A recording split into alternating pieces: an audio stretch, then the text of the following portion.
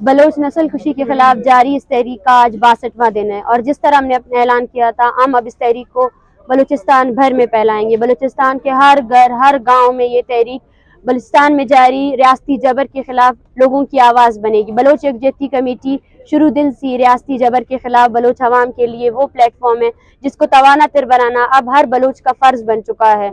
ہم اس تحریک کے 5ویں فیز میں بلوچستان کے مرکز کوئٹہ میں 27 جنوری ایک بہت بڑا عوامی جلسہ کرنے والے ہیں، جس میں ہم بلوچ، پشتون اور جتنے بھی مظلوم اقوام کے نمائندے ہیں ان سب سے گزارش کرتے ہیں کہ وہ اس تحریک کا ساتھ دیں، جس طرح شروع دن سے آپ اس تحریک کے ساتھ رہیں۔ اور اس 7 دنوں کے دوران ہم نے ریاست اور اس کی مشینری اور اس کے تمام نام نہاد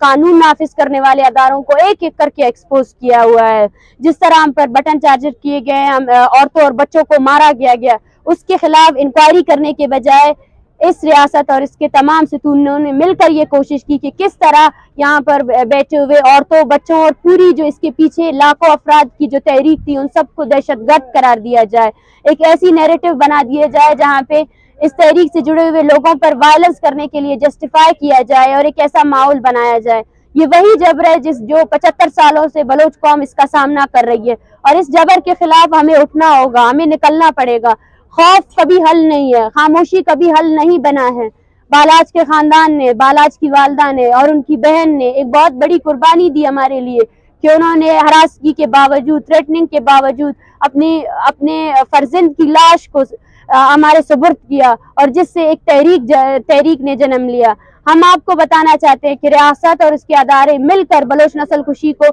تیز کر رہے ہیں۔ اگر ہم اپنا وجود بچانا چاہتے ہیں تو اس کے لیے ہمیں اپنے بلوچ قومی بقا اور شناخت کی جو جدوجہد ہے اس کو اسی طرح لے کر جانا پڑے گا، لیکن ہم پرامن طریقے سے نکلے ہیں تو ہمیں اسی طرح ہی اس تحریک کو آگے بھی توانا کرنا پڑے گا۔ میں آپ سب سے گزارش کرتی ہوں، آج ہم 300 خاندانوں کے ہمراہ بلوچستان کی جانب سفر کر رہے ہیں۔ ہو سکتا ہے راستے میں یہ لوگ ہمیں روکیں اور ہم پر تشدد بھی ہو سکتا ہے، لیکن اس کی ذمہ داری میں پھر سے بولتی ہوں کہ ریاست اور اس کے تمام ستونوں کی ہے۔ جیسے ہی ہم یہاں سے نکلیں گے، یہاں پر جو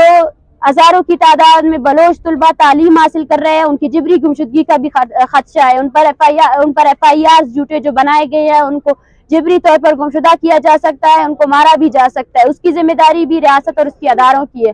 میں اس تحریک سے جڑے ہوئے گلوبل دنیا کی جتنے بھی ہیومن رائٹس آرگنائزیشنز ہیں ان سب کو بھی یہ پیغام دینا چاہتی ہوں کہ وہ اس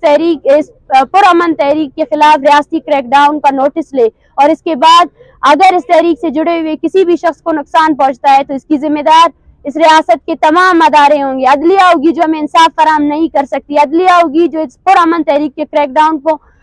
ختم کرنے میں بالکل بھی کردار ادا نہیں کر رہی ہے، اور تمام کے تمام ادارے ہوں گے۔ شکریہ۔